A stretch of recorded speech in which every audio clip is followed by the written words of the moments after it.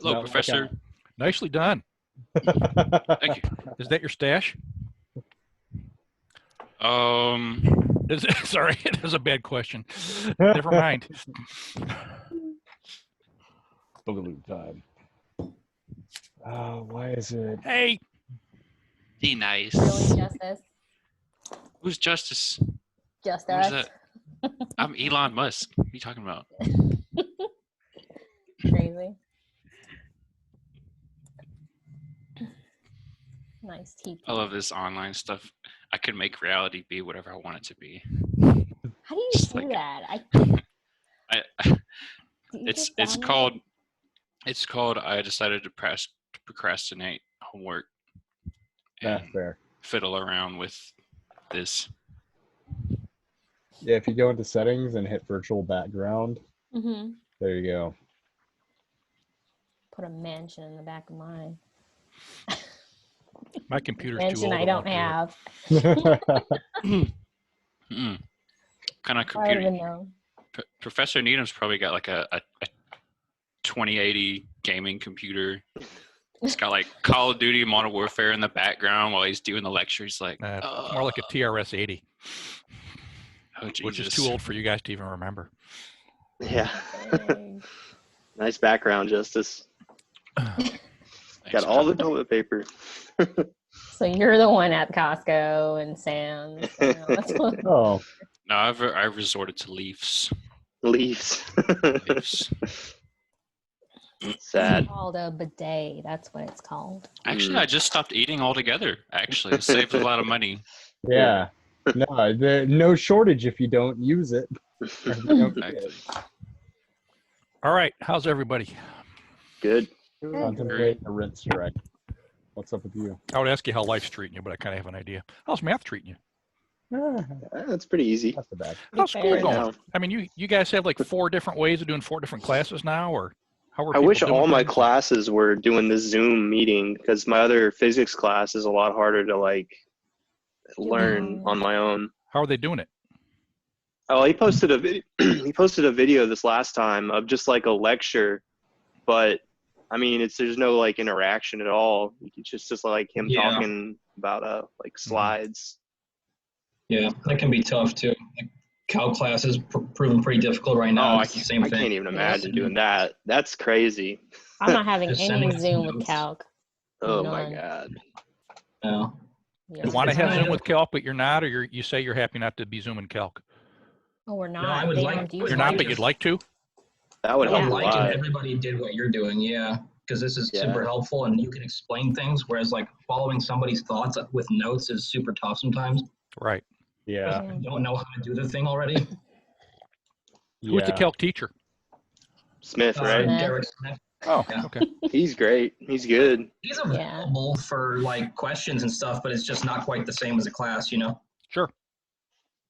Yeah. And sometimes math concepts are hard to express entirely over text. Yep. Yeah. So Yeah, but at least he's present. At yeah. least he's what? At least he's present. Yeah. Like graph. Yeah. Well, he started like responding to me in email finally. Oh, okay, that's good. It only took him about 3 weeks, eh? Yeah. I don't know if some of you guys know this, but if you plan on going to Tennessee Tech, you're gonna have to retake that C++ class. Just so you know. Ever since you told me that, I'm like, I'm not taking that class. Yeah, Just no, so you know. I Yeah. had already decided to not take the class. So What do you have to retake? C++ programming. Yeah. Why would you have to Yeah. retake it if you took it here? Because we only offer the 3 credit hour course, and they offer 4 credit hours. So I guess it's just Oh. harder. Yeah, it must be one better. Yeah. I mean- one hour better. Well, it doesn't transfer evenly, and it's not part of the transfer pathway. I think that's part of Oh. it. Okay. I'm about to register for the classes at TTU, and I didn't know I've seen some math classes I never knew existed, like advanced calculus. I was Uh-huh. like, oh my God, what is that? It might just be like Calc 3, maybe. Who knows? Do No, they have no, Calc advanced 3 and calc then they is have advanced usually- calculus? Advanced Calc is usually after Calc 3. Ooh. And it's usually only for like math majors or maybe like some physics majors and stuff. And it's where you kind of really delve into what you're doing when you take an integral and a derivative and all that stuff. Oh, there's more to that. I thought I Yeah. already understood. Oh no, it goes on forever. And then it eventually turns into something called a real analysis, where you study what is it about the numbers that makes all this stuff work. And Yeah, Is that there's opposed to fake analysis? complex is actually the other one, but yes, Oh, okay. that's a good guess. So real analysis is stuff with real numbers. I mean, it's kind of like, what Calc 3 and Advanced Calc turn into. Complex analysis is it's starting from scratch and doing everything with complex numbers. Guess I should stop bitching about Calc 2 then, huh? Oh, no, go ahead. Yeah. So which class, I advise these people. So which class was it that doesn't transfer, Justice?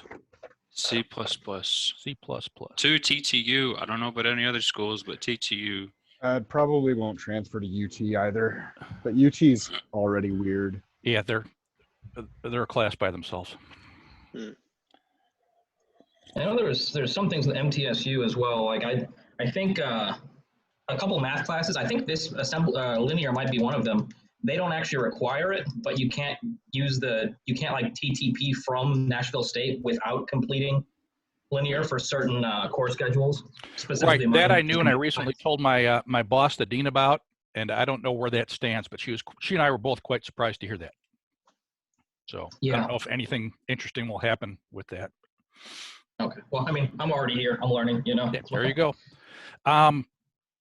Do they, I've actually looked this up. Do they teach their own, like, engineering? No, computer science. The program is MTSU is the one that does not require linear anymore, right?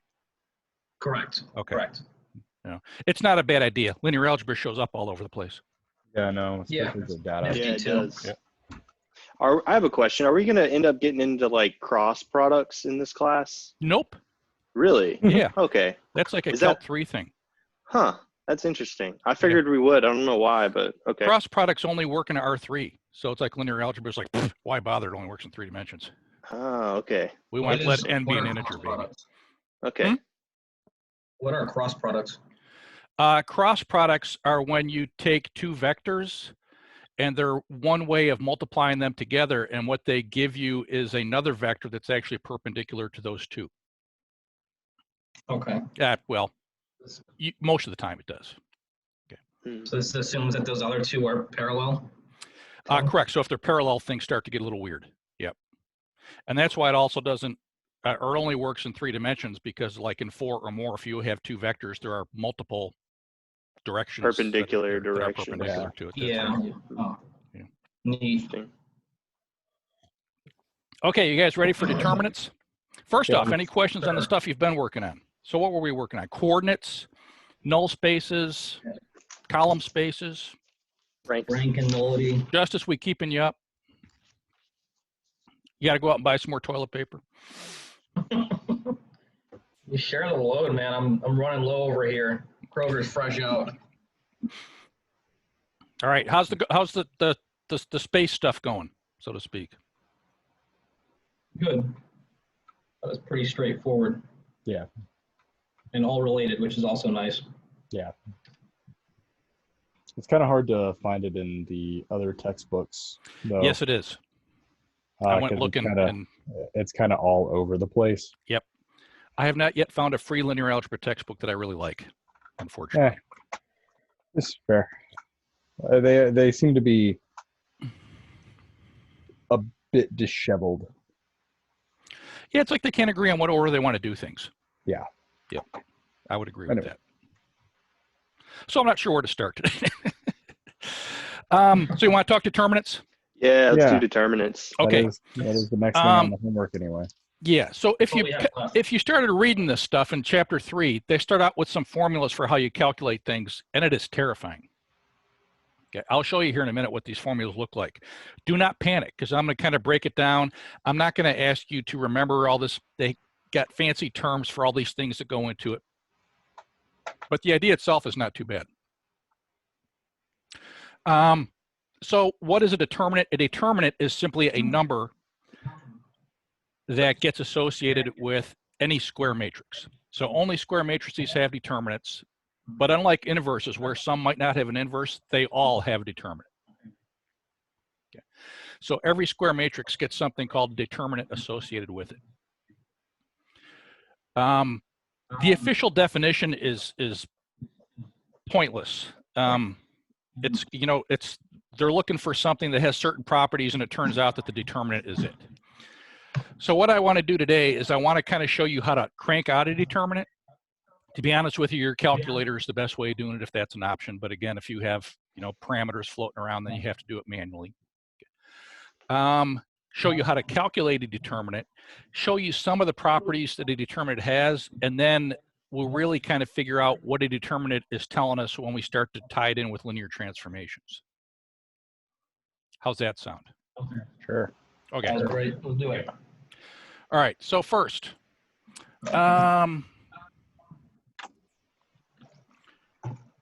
yeah. First, let me show you what we're going to. I'm going to let you avoid. Yeah, there we go. So I'm going to share this textbook with you here for a second. If I can find it. There it is. Okay, so there is your textbook's definition of a determinant. I'm sure that's all perfectly clear to you guys. You just cover up. Well, no, I don't understand. Yeah, there's no reason to. Okay, but once I show you how to do it, it's not too bad. So let me go back and do a whiteboard, which I think I already have going here. Whiteboard. Oh, hang on, different one. Wrong one. I have too many whiteboards at my disposal. But you know what? I guess this will work. I can't keep track of which this one is. Okay, this is the Zoom whiteboard. OneNote might be an interesting option too. I have OneNote on here, and I have the Microsoft. I almost have too many things on here. I think I'm working on one tool, and I'm actually working on the other. And yeah. Okay, so remember, determinants, only square matrices. So let's start with the smallest of square matrices. 1 by 1. There we go. So if I have a 1 by 1 matrix, and I wanted to take a determinant,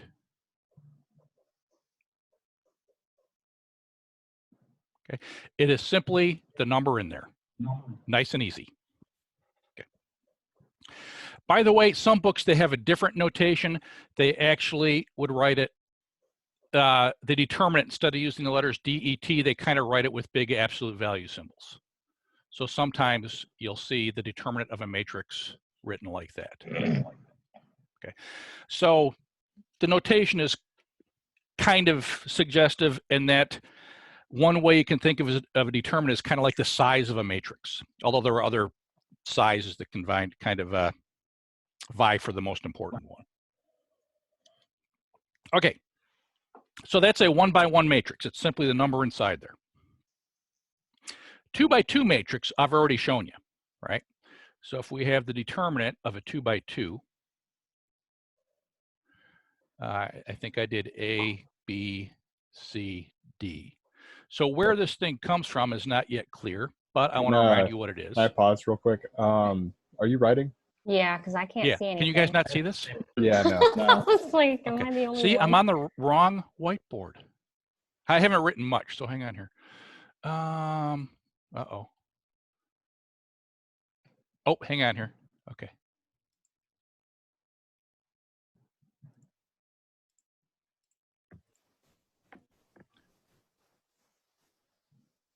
All right. What do you see at this point? Textbook or whiteboard? No, whiteboard. Whiteboard. Okay. So basically what I just said for the last 40 seconds? Yeah. Exactly. Okay. Now we're good. Okay, so for a 1 by 1 matrix, which is essentially a number, a determinant is that number. And all I do is I point out the notation. Sometimes our book uses the DET. Sometimes you'll just see these big absolute value symbols. Either one works. Okay. All right, so the next size up for square is 2 by 2. this thing is kind of this weird cross product. So it's AD minus BC. Okay, so that's for 2x2s. Is this what you showed us to determine whether or not there was an inverse? Exactly. I was just going to ask you guys that. So far we showed that we saw this when it showed up in finding the inverse of a 2x2, because when does a 2x2 not have an inverse? When this thing is 0. 0. You got it. In fact, spoiler alert, I guess, that is true for all n by n matrices. They are invertible if and only if their determinant is not 0. And one of the things I'm going to do today is kind of convince you of why that's the case. Okay? Sounds good. So the next one up, the 3x3, there is actually a formula for it, but it's not worth remembering. So what I'm going to do instead is I'm going to show you something called the cofactor expansion. I think it actually goes back to Laplace, so it's called the Laplace expansion or something like that. We will call it the cofactor expansion. I'll point out what the cofactors are. I'm never going to ask you what the cofactors are. I just want you to know the method. What this thing does is it breaks up the problem of finding the determinant of a 3x3 into kind of a smaller problem of finding determinants of a bunch of 2x2s. And then we haul out this formula and then put it all together. So it's what's called a recursive definition. So once we know how to do 1x1s and 2x2s, if we can break everything up into smaller things. So for example, if we had like a 10x10 matrix, we would break it up into a bunch of 9x9 determinants. Each of those 9x9s we'd break up into a bunch of 8x8 determinants. And about a year and a half later, we would haul out the 2x2, find those determinants, and put it all back together. Okay. So let's talk about what they call the cofactor expansion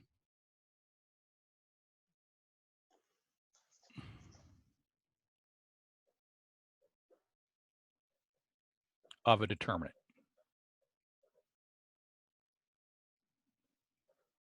Okay. So let's just start with a 3x3 matrix.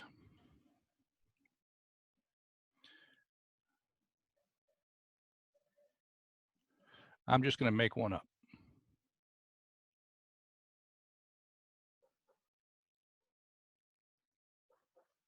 Okay. Now again, where this comes from is not at all clear, and I'm just kind of saying, no, just believe me on this. What it is you want a determinant to have certain properties, and it turns out that this is the function with those properties. Okay. So what I'm going to do to find my determinant for a 3x3 is I'm going to break it up into a bunch of determinants of 2x2s. And in math, we call that progress. Okay. So what you can do is you can actually do this, what's called this expansion, across any row or column that you want to.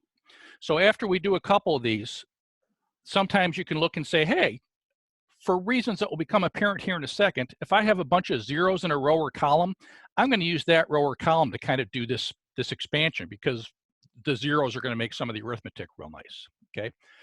So for example, let's just do expand across the first column. And that's what you call it, expand across the first column.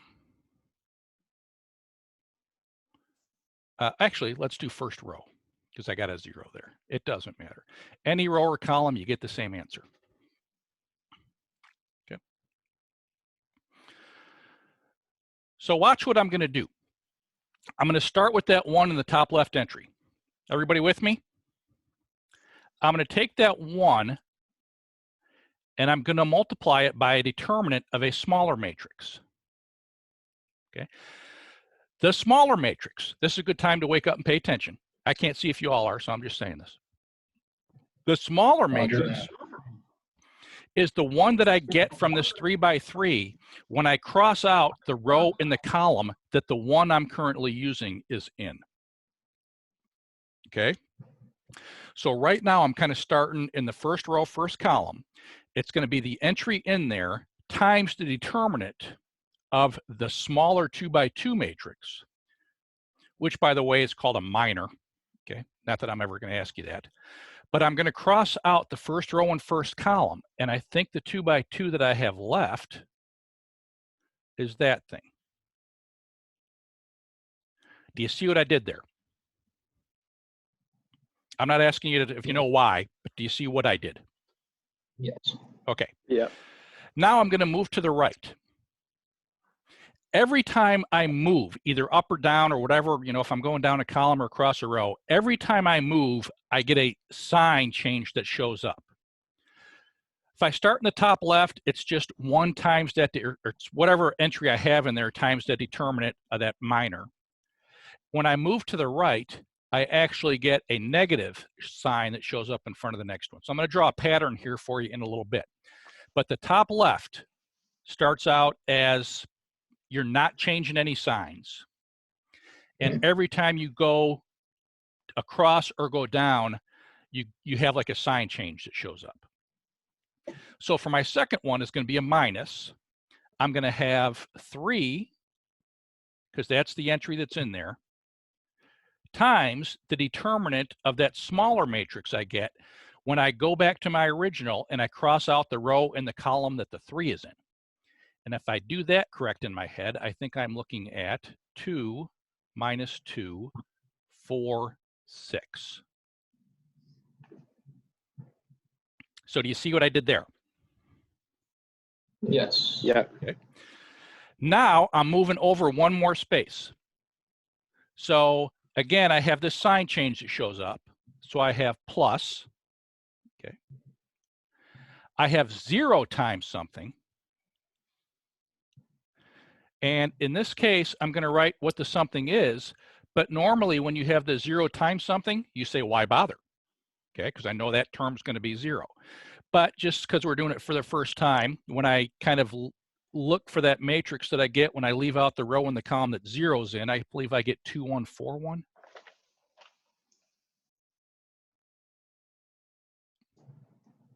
Like that.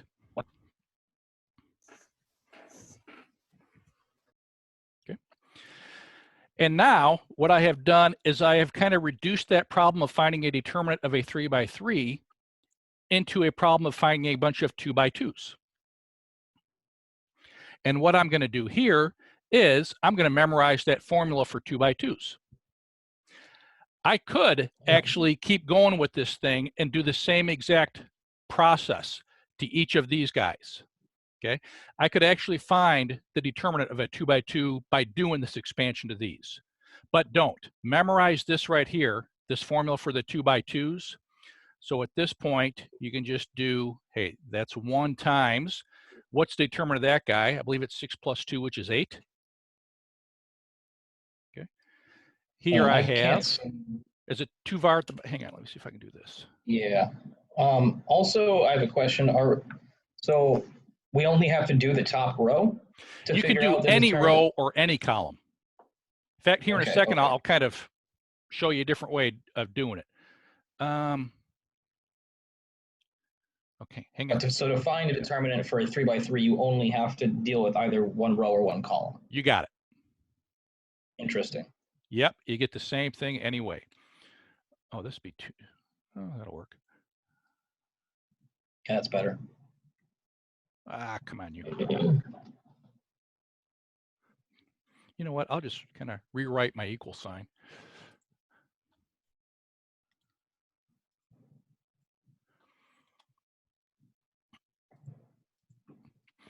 Okay, so here I had, so that's 1 times 8. Everybody see what I did there? I did 6 minus 2, which is 6 plus 2. Now I have minus 3 times, and what do I have there? I have 12 minus 8, which is 20. And lastly, I got that 0 there. And what is 8 minus 60 minus 54? 52. Yes, you are correct. I was testing you guys. Good job. I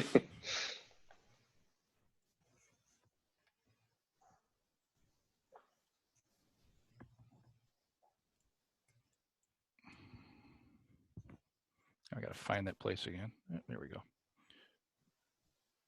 Minus 52. Okay.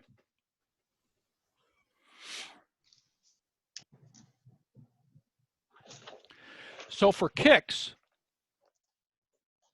let's expand across a different row or different column. Let's do the, so we did the first row. How about we change both? How about we expand down the second column? Okay. All right, so I believe I'm going to have to write this down so I can 1, 3, 0, 2, 2, 1 minus 2. I need to clear this thing off so I can do it again. I can only have one open at a time. All right. Or so I thought. Come on, you. Oh, there we go. Ah. Wait a minute. What am I? Oh, I'm in the Zoom whiteboard. Okay. I keep forgetting. Okay. So let me write that matrix down again, and we'll do it again. So, or, if I can find it. There we go. So let's just pick a different one. Or expand down the second column. I'm just picking something else at random. All of them, if you do it right, get the same thing. Okay. All right, so I have the determinant of 1, 3, 0, 2, 1 minus 2, and 4, 1, 6.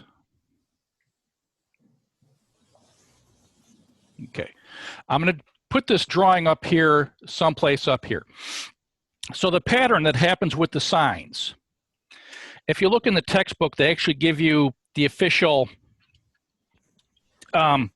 formula, which is -1 to the I plus j, where I is your row and j is your column. Don't bother with that. Here's the pattern. Okay, so you start in the top left entry without changing any signs, and then it changes every time you go any direction, etc. And I did more than I really needed to. Okay.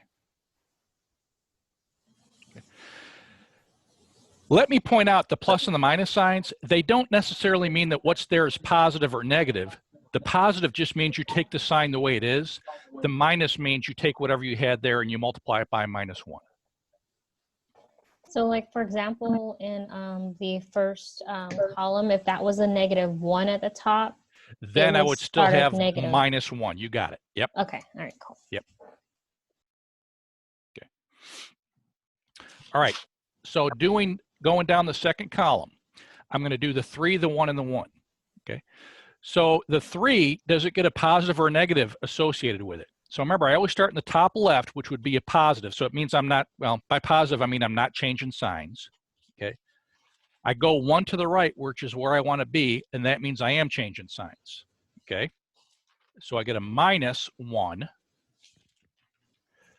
times 3 times the determinant of what minor. So I leave out the row and column with the 3 in it, and I think I get 2 minus 2, 4, 6. Yep. Did I do that right? That's what I got. Okay. Now I'm going down. Okay. Before I had to change the sign. I started out changing the sign because of where that 3 was, but now every time I move, I kind of, you know, if I changed before, I don't change now. So now I'm going to have plus whatever shows up. So now I have a 1 times the determinant that I get when I leave out that middle entries row and column. So I think I get 1, 0, 4, 6.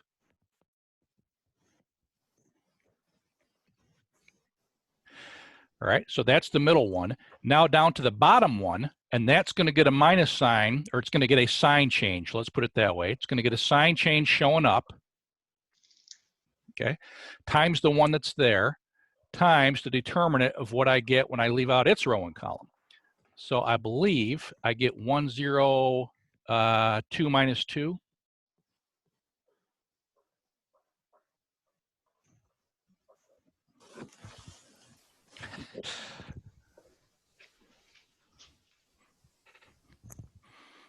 Did I do that right? Yep. Okay. So now I have a bunch of things to do. So I have minus 3. What's the determinant of that guy? So 2 times 6 is 12, minus 8. 12 plus 8 is 20. Okay.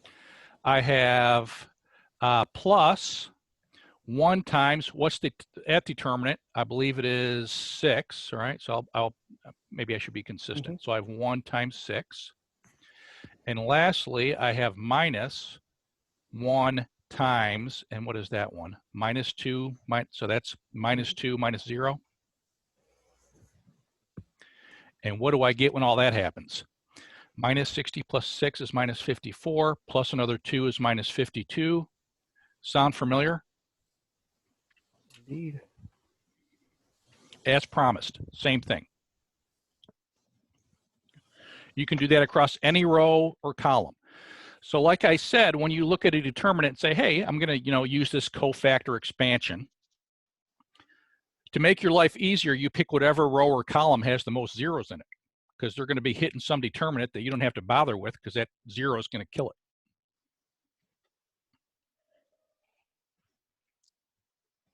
So if I wanted to find the determinant of a 4 by 4, which is about personally where I draw the line, I would have basically 4 terms involving determinants of 3 by 3s. And those 3 by 3s I would break up into determinants of 2 by 2s. And finally, I would haul out my formula. Again, the calculator is the way to go. I'll show you that in a second. Okay. Some matrices, which I'll show you in a minute, thanks to their shape, go much faster.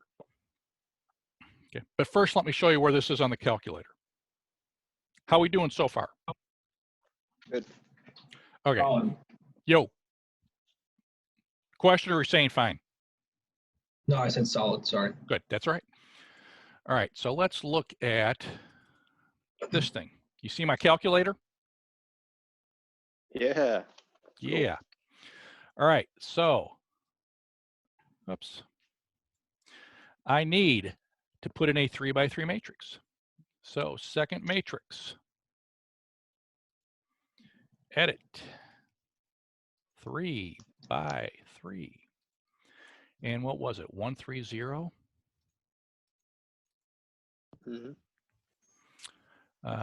2, 1 minus 2.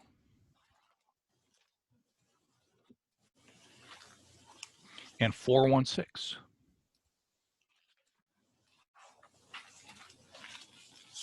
Okay. Even now, I'm still begging you, double check what you put in here. It's about the only thing you can screw up, but I will. Okay. All right. So I got my matrix. Second quit to get out of there. Now back to the matrix menu. Over here in the math, oh, the very first one. You might think it's important or something like that. There's my DET. Okay. I have to tell it which matrix I want to find the determinant of. So back in one last time. Select the one that you want. Hit enter. And there you go. It is that easy. Okay.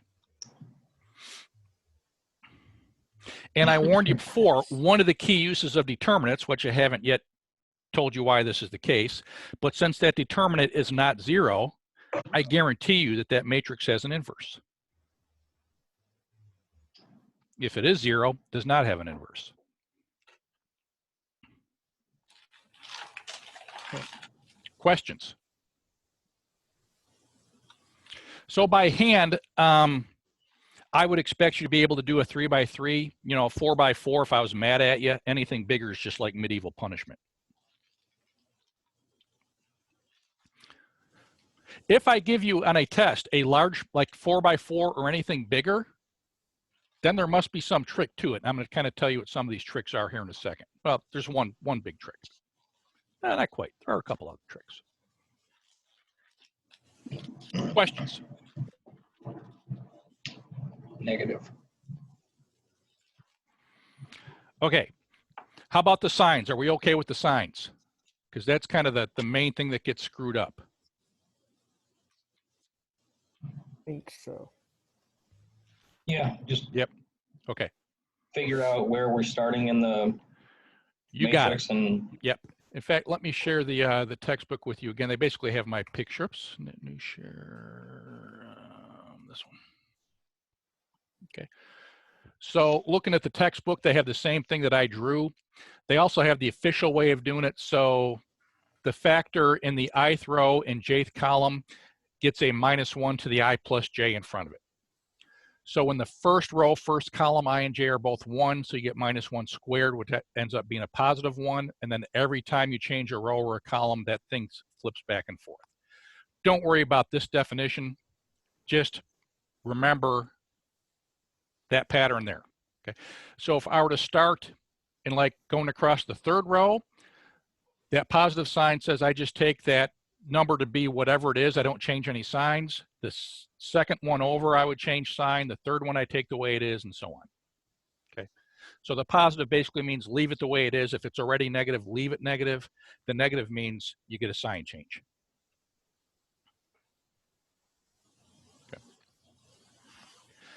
So some of that terminology I mentioned, so that the minor is actually, I'm not going to ask you guys about this, but the minor is the smaller matrix that you end up with. So a 3x3, those 2x2 matrices you get when you leave out a row and a column are called the minor associated with that entry. Once you multiply it by the correct minus sign, then it's something called the, that I believe that is the cofactor. Let's see if they do it up there. The expansion is cofactors. Yeah. So up here in this theorem, that's basically telling you that.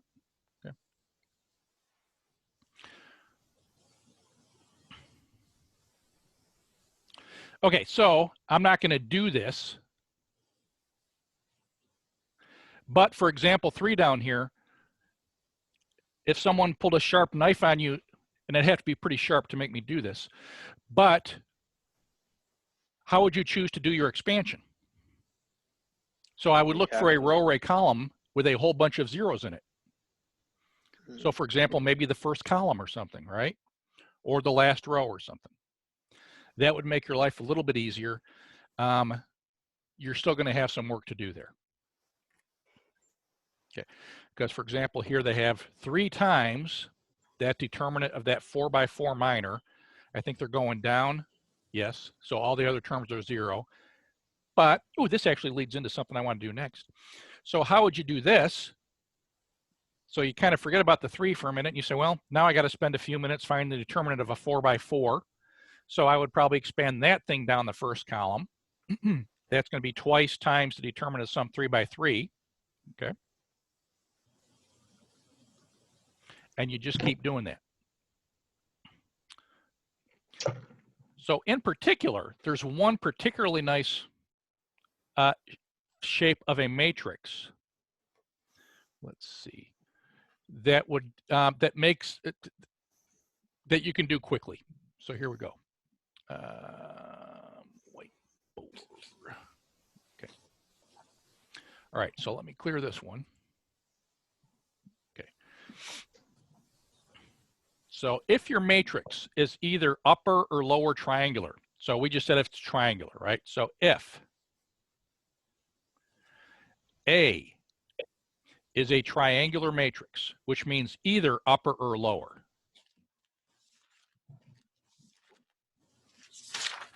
And pop quiz, what is a upper or lower triangular matrix?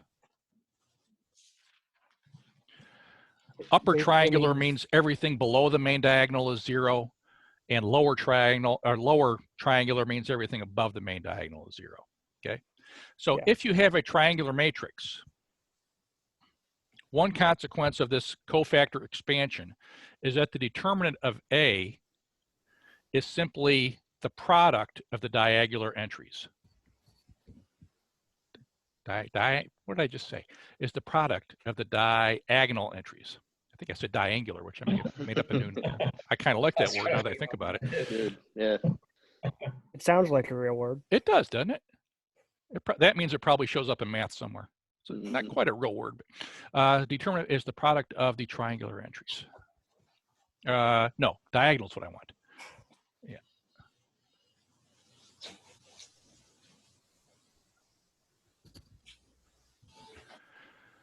So even on like a homework or something, you know, I'm just going to kind of expect you to use your calculators, but if you're in a situation where you kind of have to do it by hand or you want to, and it's a large matrix, And if I ask you to do it, it's probably going to be one of these. So let me just give you one example because it works for larger ones as well. So let's say we wanted to find the determinant of, let's say 3, 0, 0, minus 1, 2, 0, 5, 1, 4. Okay. That right there is a lower triangular matrix, right? Because all the action is kind of down, is beneath, is on and beneath the diagonal. So if we wanted to do this cofactor expansion thing kind of intelligently, what row or column might we pick?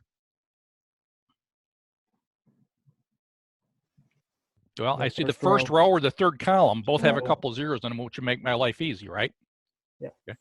So let's just go across the first row. Okay.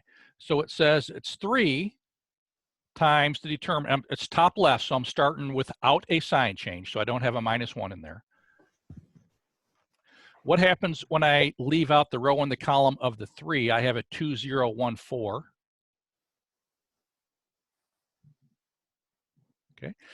The other two terms, I have -0 times some determinant, which I'm not going to bother with, plus 0 sometimes over the determinant, which I'm not going to bother with. Okay, so far so good? Yes. All right. Now, typically, I would just haul out the formula for that 2 by 2 and be done with it. But in this one case, I want to show you what's going on here. So a 2 by 2 matrix, you can still use this method on a 2 by 2 matrix. So in this case, if I wanted to use this cofactor expansion on this 2 by 2 instead of just using the formula, which is not what I'd recommend in general, just use the formula. But I would probably still expand across the first row here because I have a 0, correct? So as far as that determinant of that 2 by 2 goes, it would be 2, no sign change, because in relation to this 2 by 2 matrix, that 2 is in the top left entry, times the determinant. What do I get out, or what do I get when I leave out the row and the column that 2 is in? It's just that 4. Okay, so I have 3 times the 2, and what's the determinant of the matrix with just a 4 in it? It's Wait, just can you the repeat 4. that? I'm sorry. That's right. Which part? The determinant of the 2 by 2? Or, Yeah, so everything after, I understand where the 3 is coming from. Yep. What is in the parentheses, where that's coming from? This right here? Oh, so now I'm doing a cofactor expansion on that 2 by 2 matrix. I'm doing the same thing, but one dimension smaller. Oh, So I'm okay, looking at this matrix and I'm saying, hey, I'm starting with the top left entry. There's my 2. 2 times, what's the determinant of the matrix I get when I leave out the row and the column that the 2 are in? Well, when I leave out the row and the column that the 2 are in, I just have that 1 by 1 matrix with the 4 in it. Okay. So now I have 3 times, 2 times, and what's the determinant of the matrix that's just 4? It's just a 4. So I end up just taking the product of those things, okay, which I think is 24. Okay. But this works for bigger triangular matrices as well. Once you expand across the row that has only one non-zero thing in it, you just keep doing that, and you end up just doing nothing but piling up those diagonal entries against each other.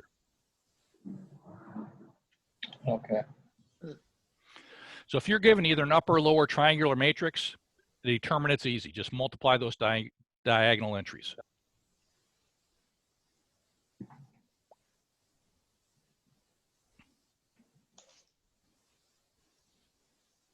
How are we doing?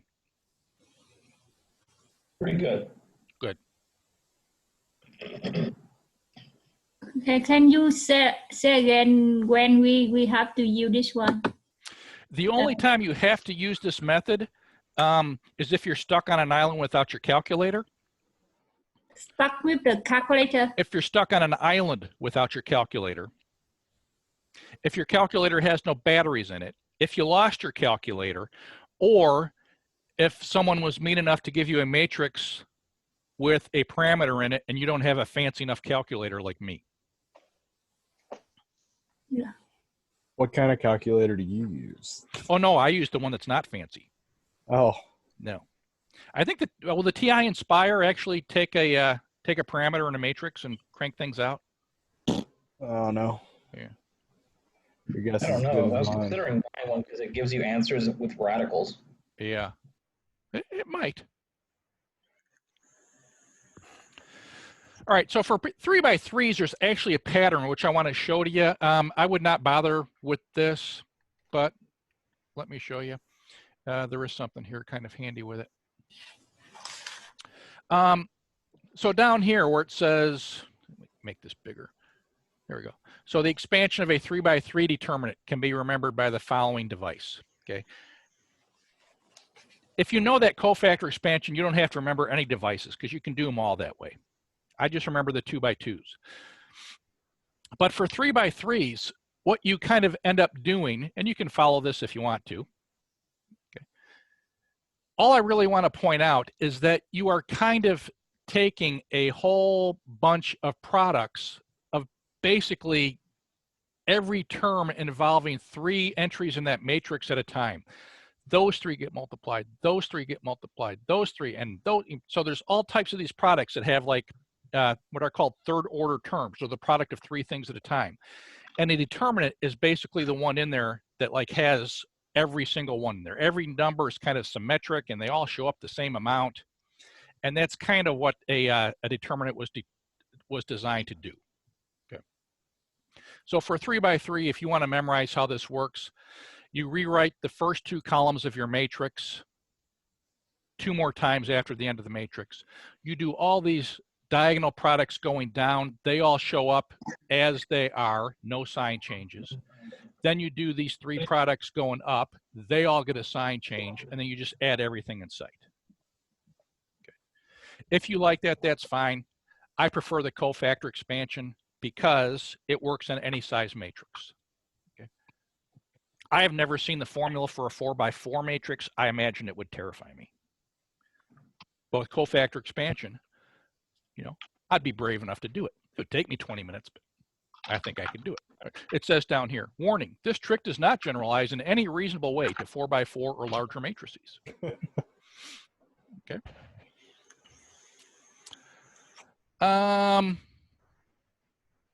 While I have this thing up here,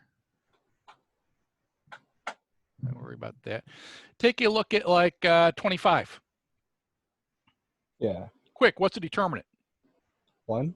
You got it. That's a triangular matrix. Okay. What about 27? 1. Yep. 28.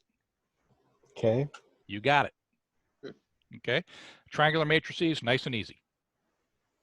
Does this work on row reduced? Like. Yes and no.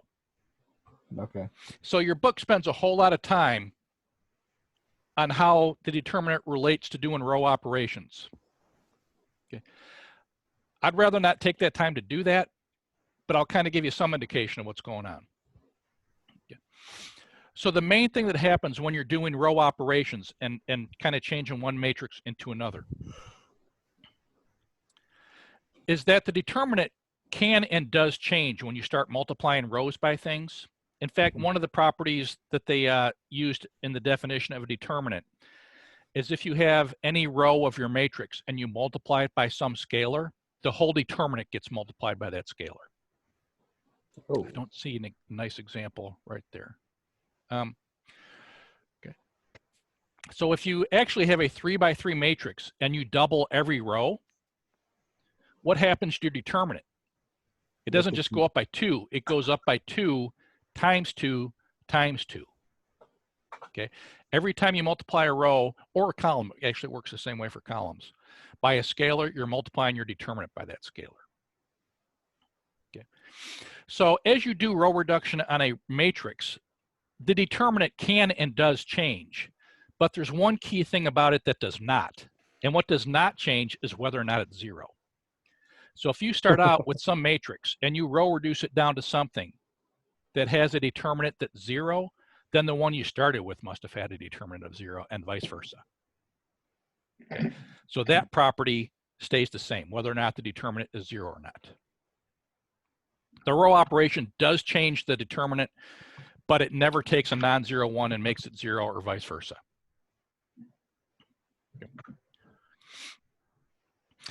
So by the way, when they use the term elementary matrix, it's kind of, mostly, in my opinion, it's mostly theoretical interest, so I don't inflict it upon you engineers and computer scientists.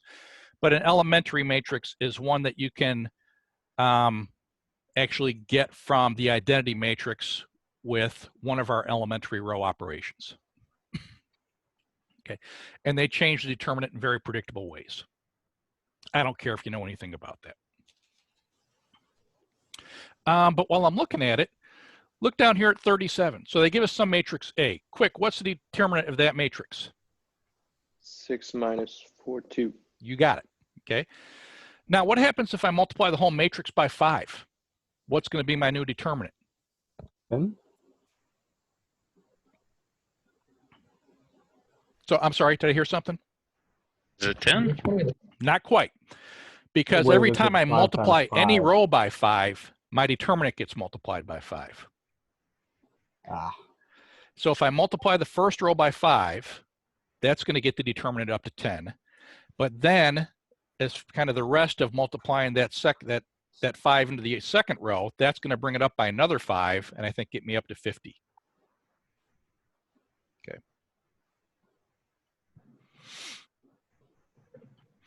In fact, in 38, it's kind of the same thing. There's a 2 by 2 matrix, let K be a scalar.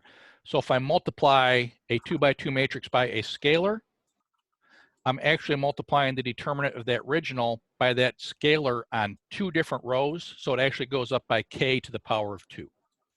K squared. So if I had a 3 by 3 matrix and I multiplied the whole thing by a scalar, how would the determinant change? It would be whatever that scalar is to the 3rd power, because there are 3 rows. ah. Okay. It's much like volume or area that way. In fact, these are closely related to volume and area, right? So if I have like some rectangle in 2 dimensions and I double the length of both sides, well, double in 1 dimension doubles the area, but then I double the other dimension and that ends up multiplying the area by 4. So it's kind of a similar thing with determinants. And that's kind of how this relates to subspaces. It kind of tells you how big the subspace is within the dimension. Kind of, yeah. It's actually going to tell us what the linear transformation is, kind of how much it's actually stretching inputs. Okay. Okay. So for example, well, I had one up here. I can't remember what it was. It was minus. We had one whose determinant was minus 52 or something. Okay. So the way that determinants actually relate to the underlying linear transformation is that the determinant tells you by what factor that linear transformation is actually stretching things. So if I have a linear transformation whose matrix has a determinant of minus 52, first off, don't worry about the minus sign. The minus sign is some type of orientation that we don't really have to care about, so we're going to take an absolute values anyway. If the determinant's minus 52, that tells me if I take something in the input world with an area of 1, it's going to get mapped to an area in the output world of size or area 52. If I take any region of, area 10 in the input world, that thing's going to stretch everything in sight, all the areas in sight by 52, and I'll end up with, something of size 520, whatever area I'm working with. Okay.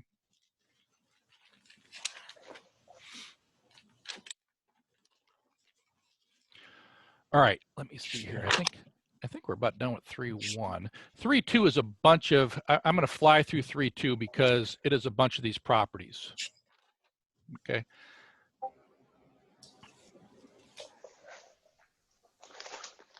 Okay. So for example, I'm not going to be real big on this stuff because I think it's mostly theoretical, but like row operations, this is kind of how the determinant was defined. Okay. When you do kind of these elementary row operations, things change in very predictable ways. Okay. So if we do that multiple of one row to another and use that to replace something, the determinant does not change at all. Okay. That C is the one that we just mentioned before. So if you take any row and multiply it by a scalar, the determinant scales by the same number, okay? And what's going on in B is that if you interchange two rows, the determinant doesn't really change, but its sign does. And what's going on there is something we don't have to worry about. It's an orientation that is happening.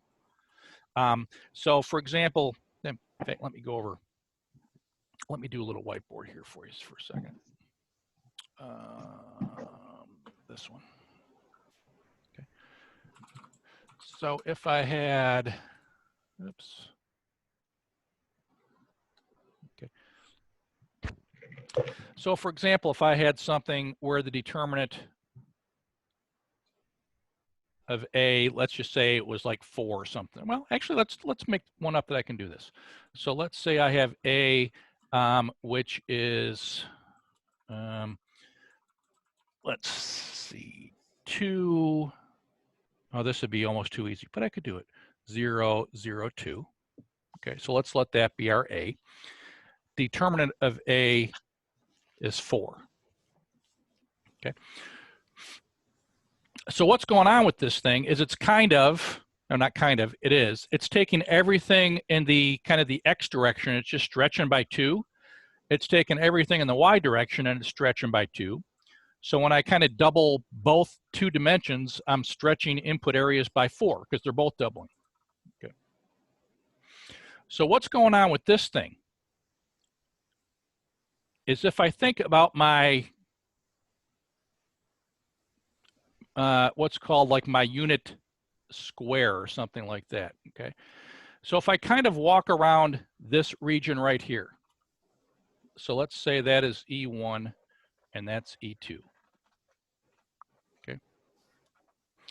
This region here gets sent to something that looks like that, but it's twice as big on each side. So this will be 2, 0, and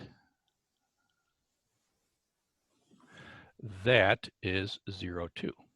Okay, so that area is 4 times the area of what I started with.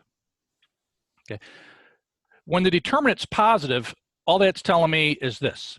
So in math, for reasons that go back before me, hard to believe, you usually have an orientation of when you walk around this area. Like think about walking along a fence if that thing were a pasture. Okay, usually you want a positive sign to indicate that whatever pasture you're walking around is to your left. Okay.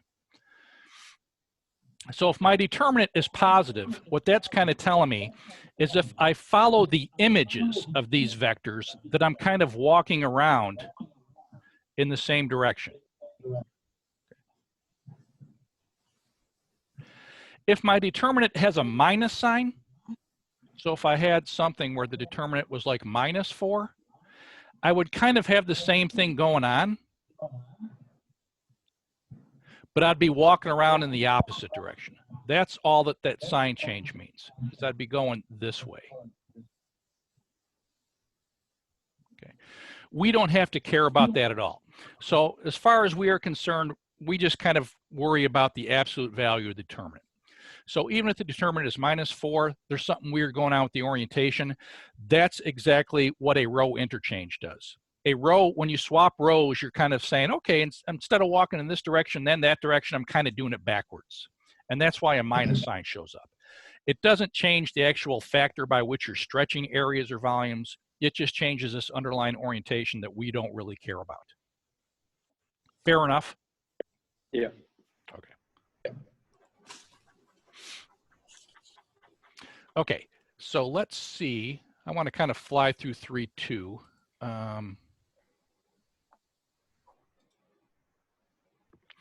Okay, so one of the things I mentioned before is this theorem here.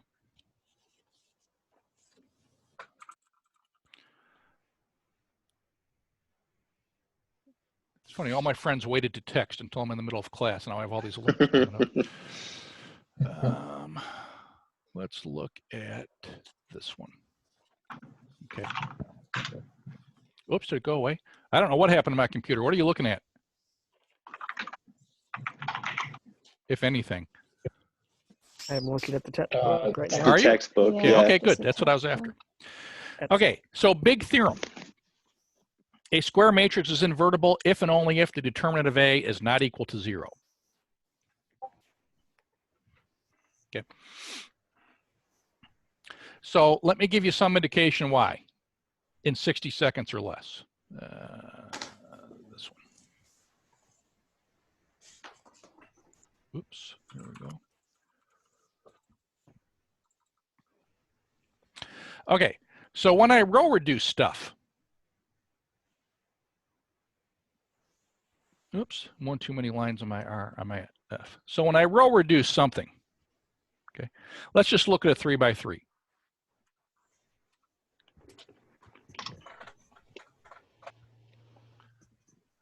One of the things I might be able to end up looking at, if life goes nicely for me and I've been living correctly. Oh, dang it. Sorry. Okay. Okay. Is that look familiar? I hope so. Okay. That's the identity matrix. Quick, what's the determinant of the identity matrix? 1. It's Gotta 1. be- Okay. gotta be 1, Bob. So the identity matrix determinant is 1. So when I stick a certain region into it and I see where that region comes out, well, heck, it's the same region, right? So how am I stretching things? I'm not. They're staying the same by a factor of 1. Whatever area goes in gets multiplied by 1 and left alone. That's the area that comes out. Okay. But as far as what is going on with a 0 versus a non-zero determinant, okay, so let me go up here and just point out that the determinant is not 0. In fact, we know it's 1, but all I care about is that it's not 0. Okay. I mentioned before that when you do these row operations, you are kind of changing the determinant, but you're not changing whether or not it's 0. So what this tells me is if I do row reduction to some matrix and I end up getting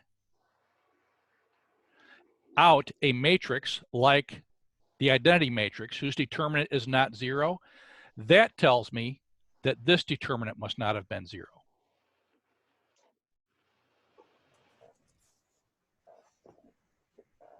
Okay. And if something row reduces down to the identity matrix, does it have an inverse or not? It does. Yes. It does, because it's 1 to 1 and it's onto and all that good stuff. Okay. And must be invertible.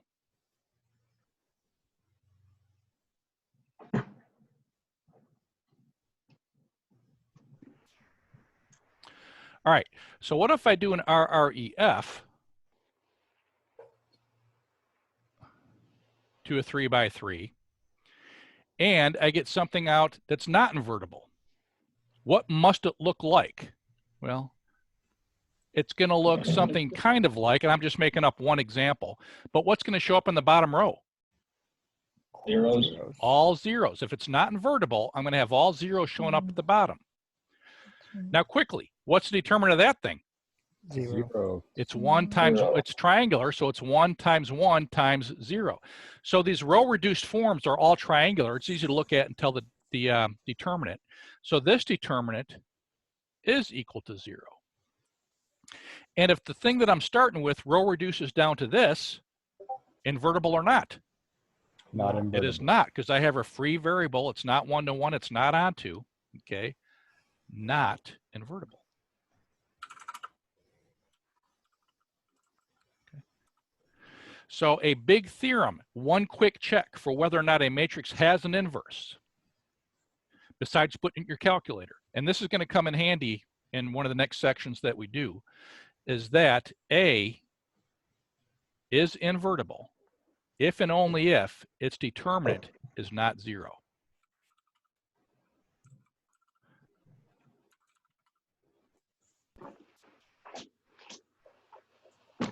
So it is a quick check of singularity. The determinant is 0, it's a singular matrix. Not 0, not a singular matrix. Okay. Yep.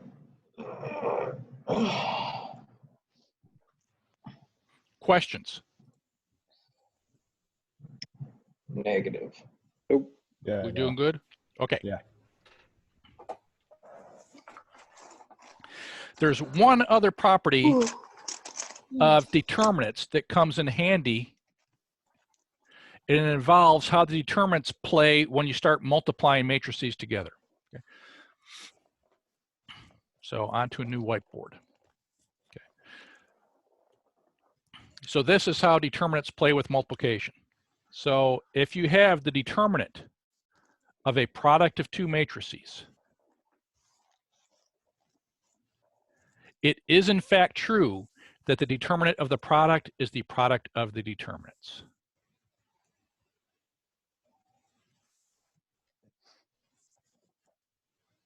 Okay.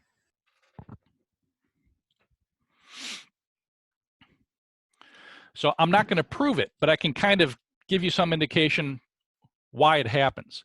So let's say we're like looking at a composition of linear transformations. So let's say I have some linear transformation that I'm composing with some other linear transformation. Let's just look at two. We can stop there. Okay. So compose two linear transformations.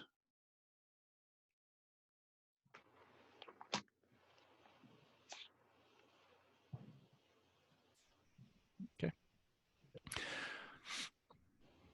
So let's say the determinant of this thing, I'm just making something up. Let's say it's 3. Let's say the determinant is 3. Let's say this thing has a determinant of 5. Okay. So one of the things I'm kind of relying on here is the fact that when you compose two linear transformations, how do the matrices that correspond to those linear transformations interact?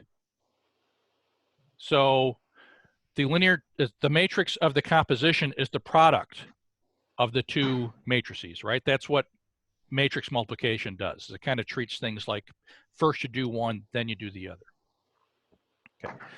So back to this example here. Let's say I pick some region in my input world, some area. Let's just say it's area 1. Okay. So when T1 works on it, since T1 has determinant 3, this area of size 1 gets turned into an area of size what? An area of size 3, okay? Because that's what the determinant tells me it's stretching. So whatever area I had over here gets stretched or gets multiplied by 3, okay? So T1 is kind of tripling things like that. Then I take that, because that's what a composition is. I put that region into T2. So now I had a region of size 3 that I'm sticking in here, and what size ends up coming out? I multiply that by the determinant of 5, and I get 15. Okay. So when I compose things, and remember, composition corresponds to multiplying the matrices, I stretch by one factor and then another, and the resulting factor is just the product of the two determinants.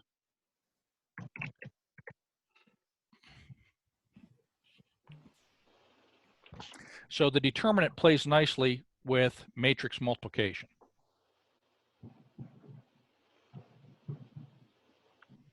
Okay. With this kind of comes some nice some nice geometric intuition. Let's put it that way. So I got room here, so gosh darn it, I'm going to use it. Okay. So let's suppose we have a composition of a whole bunch of linear transformations. So let's say I have, I don't know, Tn composed with, maybe this is fancier than I need to be. So I'm composing a whole bunch. What the heck did I just do there? Oh, that's my last circle. That's a lousy circle. So if I have a whole bunch of linear transformations that I'm composing with one another. So I do one and then the other and all this stuff, okay? Is a composition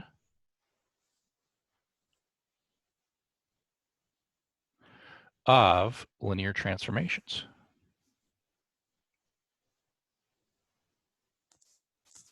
Okay, so I have a whole bunch of linear transformations I'm just piling up on top of each other. First to do the first one, then I take that output, I stick it into the second, and I do that, you know, n times. Okay,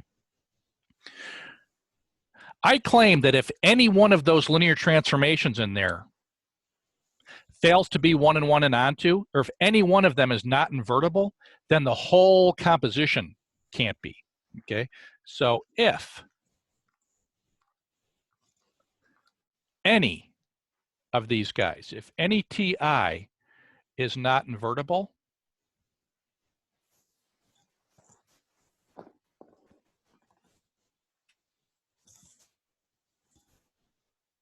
then this whole long chain of things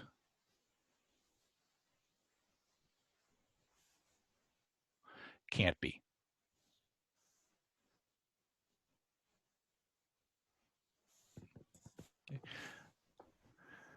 And here's how it works. So if I think about the the matrices that go along with these linear transformations. Okay. So I would have, you know, AN times A times n minus 1 times yada, yada, yada times A1. Okay. So that is my matrix that corresponds to that big long composition. And when I go to apply the determinant of that big long chain of linear linear transformations, this thing breaks up as the determinant of AN times, determinant of AN minus 1 times determinant of A1, dot, dot, dot, okay?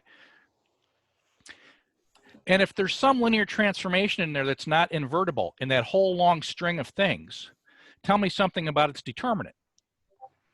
It's going to be 0. 0. And if I have a 0 in that big long product, that big long 0. product is going to be 0. So that says the determinant of that composition has to be 0, which means, hey, it can't be invertible either. So what's going on here is if you have a, you know, apply one linear transformation, then another, and then another, and then another.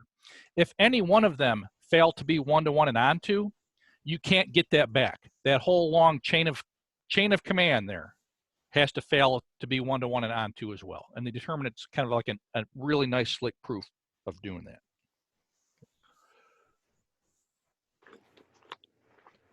And there's one other thing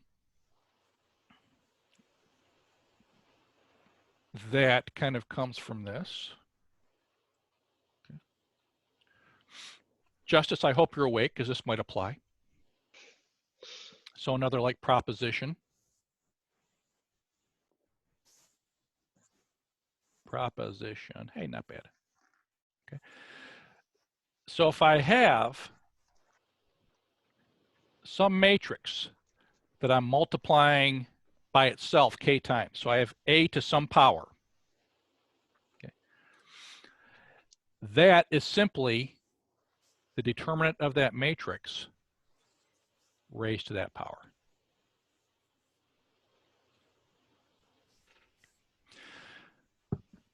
So if I have some linear transformation that I keep, you know, I plug something in and I take its output and I plug it into the same thing again, I keep doing this time and time again. If the linear transformation that kind of started this whole thing is stretching things or volumes by a factor of k, and if I do that a bunch of times, or sorry, I'm doing it k times, my factor is just my determinant. So every time I take an input and make it an output for the next one, determinant of A is how much things are getting stretched. And I do that k times, and I just end up getting this thing. Okay. So those are kind of two quick things that result from that multiplication property. And I think, honestly, in all of 3.2, that's about all I really care about. How are we doing time-wise? Oh, we're getting down there in time. I was hoping to get through 3.3, but I never get through as much as I hoped.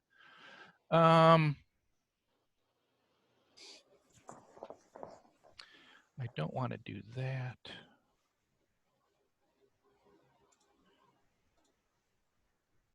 Are we ever going to go over this? I keep hearing about this thing called, like, I think it's called Gaussian elimination or something like that. That's what RREF is. Oh. Yeah, that's just the old-fashioned name for RREF. Oh. Gaussian elimination or Gauss-Jordan elimination. Yep. Well, I feel so smart now. Yeah. Okay. Jesus, Elon Musk actually on our call.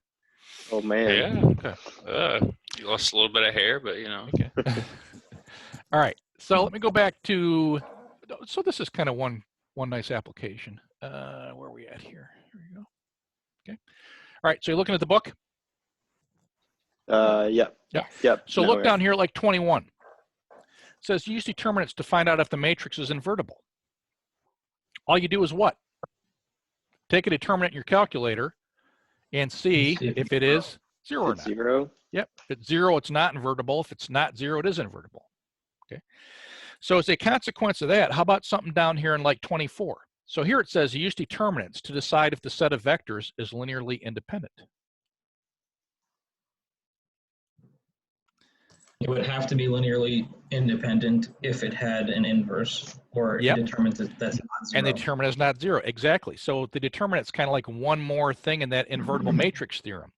You know, a matrix has an inverse if and only if its determinant is not 0, and then it's if and only if like 25 other things at this point. One of them being its columns are linearly independent. Okay. Well, at least when we have, you know, a square matrix. Okay. So for 24 or 25, one quick way of doing this is to simply plug those 3 vectors into a 3x3 matrix and take its determinant. Okay. By the way, since we are talking about linear independence, if I have 3 linearly independent vectors in R3, they must also be a what for R3? Basis. You got it. So this is also a quick check for whether or not a set of vectors is a basis. If you have n vectors in Rn, you can just plug them into a matrix and take a determinant. They're a basis if and only if that determinant is non-zero. If the determinant is 0, then that's telling you that, you know, they're linearly dependent. One of them must be a linear combination of the other 2. Therefore, they can't span, and all these other 24 parts of the invertible matrix theorem kick in. Okay. Oh, one other thing I should mention. Oh, so for like 29, they say compute determinant of b to the 4th, where b is this thing.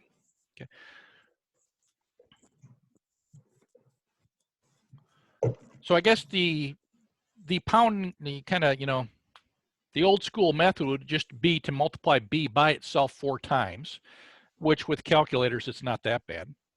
Okay. And then take the determinant of the result. But we could instead just take the determinant of b and then just raise it to the 4th power. You'll get the same thing. Okay. So there is one other result that they kind of refer to that I should mention. So let me go back to a whiteboard. And I'm going to kind of talk you through how this thing works. Okay.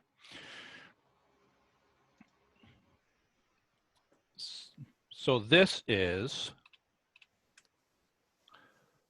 how do you suppose the determinant of a matrix inverse is related to the determinant of the matrix? Okay. So think about it geometrically. So if A is kind of taking areas, let's say area is size 1, and what comes out is size determinant of A. Okay, so that's kind of, I'm going to write A, although actually it's the linear transformation that corresponds to A, but I'm sick of saying and writing that. Okay. So the inverse must be doing, so assuming A has an inverse, otherwise all bets are off, right? So assuming A has an inverse, what must it be doing to areas? So instead of taking an area of 1 and spitting out something that has an area of determinant of A, it's kind of going in the opposite direction. So let's put a concrete number in here. If A is multiplying areas by 2, what must A inverse be doing? It must be multiplying things by 1/2. 1/2. Half, exactly. Okay, because when I compose them, and here's kind of the algebraic proof. Okay, so the determinant of A inverse times A, okay, On one hand, it must be the determinant of the identity matrix, because that's what a matrix times its inverse is, and the determinant of the identity matrix is 1. On the other hand, that thing must be the determinant of A inverse by the multiplicative property times the determinant of A, okay?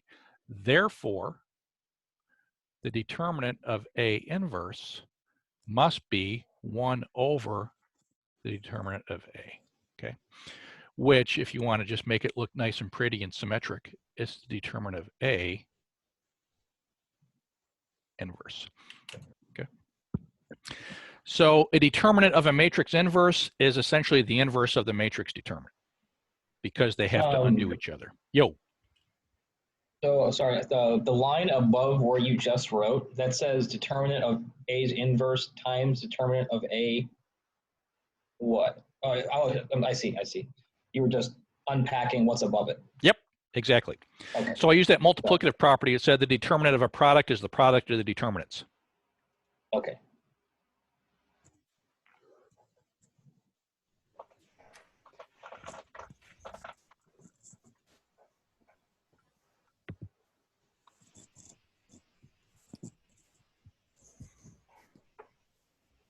Questions, comments?